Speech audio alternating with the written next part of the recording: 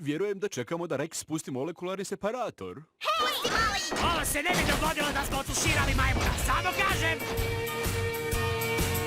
Sretna sam kad nas dvije zajedno smo ko prije, kada mi se družimo i zabavljamo.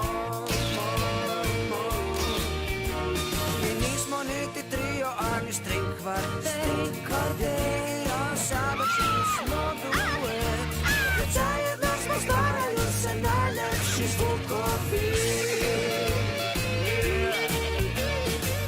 Mi nikoga ne trebamo, jer same mi se zabavljamo, jer samo dvije su to.